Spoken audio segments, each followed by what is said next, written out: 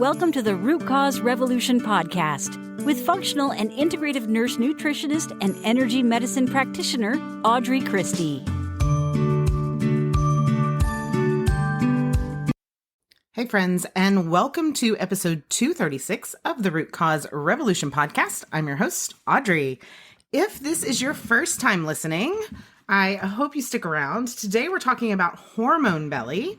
I am a naturopath, a functional integrative medical practitioner, and a root cause specialist. So I help you heal. I help you heal from the root cause. So rather than putting a Band-Aid over whatever is going on in your body, I help you find exactly what caused it. We heal from that root cause so that it goes away forever. All right, let's dive in. Let's talk about this hormone belly. Usually I hear about this from clients who have tried everything and they are still struggling to get rid of a belly bulge. Often it's below the belly button. And truthfully, your hormones are a lot of times the answer to that.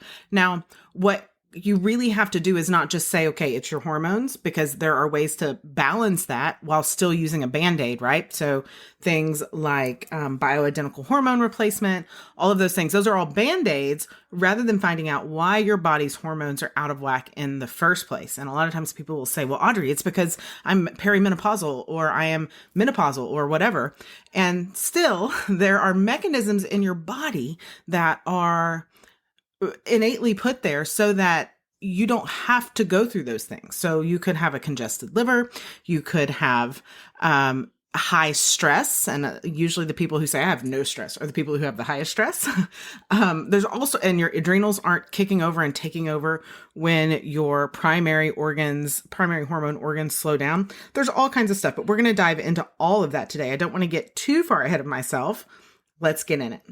So when we're thinking of hormones that impact your belly, that impact your ability to lose weight, there's a couple different things to think of. You can have an underactive thyroid, even if it is subclinical on your standard lab report, often that can still be the case. You could have something like PCOS or menopause. So that's your standard estrogen, progesterone, balance type hormones. It could also be insulin related. So you could have an insulin resistance type situation happening. It could be an environmental trigger. It could be toxins. It could be chronic stress. It could be medications that you're on or medications that you were on. Did you spend a lot of time on birth control? So many of us have, right? Any of those things can be at the root of your resistant belly fat, particularly that resistant hormonal belly fat. So let's take a look at some of the things that you want to notice if you think that your hormones are making you gain weight. So here's a couple things to know. Signs, I guess you'd say. So if you have a hormone belly and you feel less full, less satiated after eating, right? So if you used to be able to eat an 8-count chicken nugget meal, which I don't advocate for anyone eating a chicken nugget meal, but just roll with me here. If you used to eat an 8-count chicken nugget meal and feel full, but now you could really do a 12-count and you're still like, dang, this didn't fill me up, then it could be a signal that your hormones are impacting your metabolism regulating hormones. So your sex hormones are impacting your metabolism regulating hormones. Generally, estrogen and testosterone are the two kind of main culprits here. What happens is that if you have lower than normal levels of circulating estrogen, you might find yourself not feeling full, not feeling satisfied after a meal, because estrogen has a huge impact on leptin. And you might have heard me talk about leptin before, maybe you've just heard of it before, but leptin is your satiety hormone. Leptin is what tells your brain that you've had enough to eat. It's one of the reasons why I tell people to wait 6 minutes before getting a second serving. Not that I care if you eat a second serving, and if you're hungry, you certainly should, but it takes about 6 minutes for the message to get from your stomach to your brain and it's a little bit different than for everybody, of course. But it takes that long for your signal, the leptin signal, to get to your brain to say, hey, We are stuffed. But when you go right in for those seconds, that's how you end up like, oh, I wish I had worn elastic waist pants today, right? Think of that Thanksgiving dinner full, right? So if you are experiencing that hormonal belly that you think might be related to low estrogen, then a quick, easy thing to do, something that you can DIY and start yourself, is including ground flax seeds. And you have to grind them yourself. So if you buy ground flax and it's already lost all of its luster because it's become oxygenated, and then it's not as good, it doesn't work as well. But grind your own flax seeds and add them to smoothies. Cruciferous veggies, so those are things like broccoli and cauliflower and Brussels sprouts and all those yummy things. And fermented foods, right? So you want all of those things that help to function as healthy phytoestrogens. Notice I did not mention soy there. That's often what a lot of people will be like, oh, I'll just drink soy milk. Don't do that. No. Avoid the soy milk. But cruciferous vegetables like Brussels sprouts, kale, collards, broccoli, cabbage, they help the body process out bad estrogen. And flax seeds have a really profound group of chemical compounds that help to function as phytoestrogens. Overall, it has a really balancing effect on your estrogen and can be a quick DIY method to help reduce that stubborn belly fat. Now, the second thing is if you have a hormone belly and you are always stressed out, right? And like I said at the top of the show, usually the people who are always stressed out are the ones that are saying, I'm never stressed. I have no stress, right? When you're stressed, your adrenal glands produce cortisol, and that's what helps your body respond to stress. A little bit of cortisol can be really helpful. It's what gives you the ability to fight, flight, or freeze. But for most humans on this planet with any number of responsibilities, you're under constant stress, and your adrenals can't tell the difference between running from a bear or just having a crappy day, right? So that cortisol increases heart rate, blood pressure, blood sugar. By the way, a lot of times this happens in the middle of the night too, so that can be a sign of stress. And so all of these things are correlated in studies with an increased amount of hormone belly or abdominal fat. So your game plan is to mitigate your stress, right? So I talk about this often. I prescribe it to every person in my practice. You have to have a daily meditation practice. You have to. It can look completely different than mine. It can look completely different than the person next to you or anyone else, but you have to be able to find calm and better manage life stressors.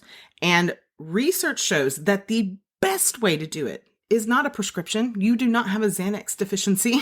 It is not even a supplement. It is meditation. It dramatically lowers cortisol levels that circulate in the blood. It reduces stress. It reduces inflammation. And it helps you to release that stubborn hormone belly that you are so frustrated with. Now, another sign that you are having hormone belly problems, that it's hormone belly, right, is that you crave sugar and you have a hormone belly, right? You have a belly, right? And you crave sugar. So if you're constantly craving sugar, then it could be what I was talking about earlier with the insulin resistance, right?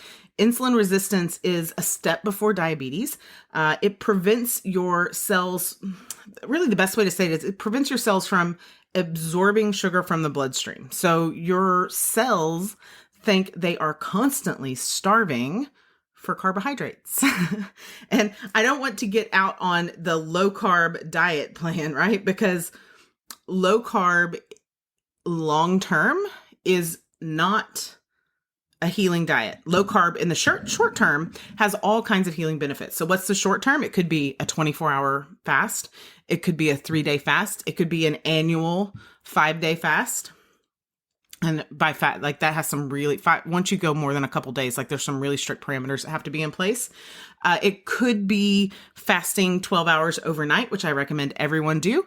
But that's where it ends, right? After that 12 hours, very few people have the right metabolic and physical body type to be able to sustain intermittent fasting or a ketogenic lifestyle. Ketogenic lifestyle for women leads to hormone disruption. It leads to low thyroid. It leads to hair loss. It leads to all kinds of things. So it's not a healthy diet long-term for about 80 to 85% of the population. Most people, I've said this a lot lately, most people think that they are the exception to the rule, and they are not. Now, what I'm not condoning is double fisting potato chips and French fries all day. That is not a healthy use of carbohydrates either. What I want you to do is not be afraid to eat all the berries, to have the whole damn banana instead of half a banana, to eat an apple a day. That's totally fine. None of those things are things that got you in the position that you're in now, whatever it may be, with a chronic illness, with a few pounds that you want to lose, with a hormone belly that's driving you nuts. None of those things got you there. Okay. All right. So if you're craving sugar and you have a hormone belly, you're probably having some level of insulin resistance. Your cells are literally starving for carbs, even though you're eating carbs. And so when you have this problem, you're constantly snacking on stuff all the time. You have consistently elevated levels of insulin, and it makes your cells resistant to leptin. So we decrease what ends up happening is you have a decreased sensitivity to both insulin and leptin, and those hormones aren't able to tell your brain that it's time to stop eating. So you continue to crave sugar, and you continue to add on to your current issue. So there's lots of ways to increase leptin sensitivity. And like I said, oftentimes there are many roots to a single tree. So hormone belly, we're talking about all different causes here. I'm breaking it down into really, really simple terms and giving you some things that you can do today to start making changes. However, you also have to know that a lot of times there are environmental, infectious, parasitic, toxic things that are also contributing to this. And so to really achieve a full root cause revolution, a full root cause healing, then you have to address all of those roots. Okay. But one way that you can address leptin sensitivity for insulin resistance really, really well is a HIIT workout. Now, you don't want to do a HIIT workout 5 days a week, particularly if you're over about 35 or if your body is already in that fight or flight mode. You know, it's kind of like I like to do CrossFit. I know that my limit is about 3 days a week of CrossFit before it starts having a negative effect on my body. Now, that doesn't mean that I don't work out those other days. I just do something more gentle. So HIIT workout 2 to 3 times a week, not on back-to-back days, will help to increase your leptin sensitivity and increase your insulin sensitivity. Okay. Now, the last one we're going to talk about is losing your hair. So this is a common one that I hear from people, and I'll probably do an entire episode on hair loss. When I lost 100 pounds several years ago now, 5-6 years ago now, I struggled with hair loss after that, right? So what that tells me is 5-6 years ago, I did something wrong in there to have caused that. Now, sometimes it's just caused by losing that much weight in a year. That's a lot of weight to lose in a little bit of time. But if you have hormone belly and you're losing your hair, then your hormones are generally to blame. Now, a lot of times this is thyroid hormone, but it can also be an estrogen issue as well. So you have estrogen dominant. So it can be a little bit different. And sometimes there's some testing required to find out. If you have an underactive thyroid, even remember I said subclinical. So a lot of times the doctor will look at your TSH, your thyroid stimulating hormone, and be like, no thyroid problem, no worries. That's not the only thing. You need to run a full thyroid panel, including antibodies, in order to make sure that that is not what is causing your hair loss and your hormone belly. Now, thyroid is kind of a funny thing. It is not a root cause. So you then have to go find out what is causing your thyroid to be underactive. Okay. There is a really complex relationship between energy metabolism, food metabolism, and thyroid hormones. And so it's not easily described in this way, I guess. But the most simple explanation is that your thyroid isn't producing enough hormones that causes your metabolic rate to slow down, which reduces the number of calories your body burns on a daily basis. It contributes to weight gain. And then particularly this tends to happen around the midsection, right? These hormones work together with other hormones and proteins and receptors and all of these chemical messengers in the body. And so it's a very layered process with lots of downstream effects, usually characterized by slow metabolism, weight gain, abdominal belly issue, fat, can't get rid of the belly bulge, and then losing hair all over the scalp. For estrogen dominance hair loss, same symptoms, but the hair loss, even in women, is on the crown of the head, right? Just kind of that circular pattern. Often this happens to men too. It's a combination of stress and estrogen dominance. Everyone thinks it's genetics, but you have to remember genetics loads the gun, lifestyle pulls the trigger. So what you want to do in this case is get your lab work done. You want a TSH, the labs you need should be a TSH, which is thyroid stimulating hormone. You want to get free T4, total T4, free T3, total T3, reverse T3, anti-TPO antibodies and anti-thyroglobulin antibodies, as well as your vitamin D, your CBC, your CMP, and other inflammatory markers. And then you have all of that lab work looked at. Your regular doctor can run those labs for you, and then you can see a naturopath in your area, or you can see me virtually from anywhere in the world. We can go over those numbers, see where you land, and then work on optimizing your nutrition and your lifestyle to support your thyroid so that you can grow your hair back, so you can get rid of that hormone belly and ultimately recover.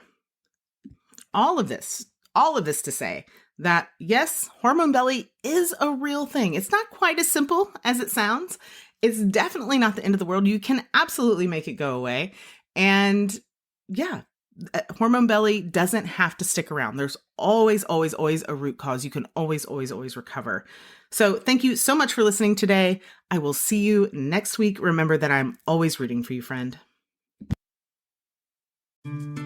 Thank you for listening to the Root Cause Revolution podcast. Be sure and subscribe on your favorite podcast provider. Ratings and reviews are always appreciated.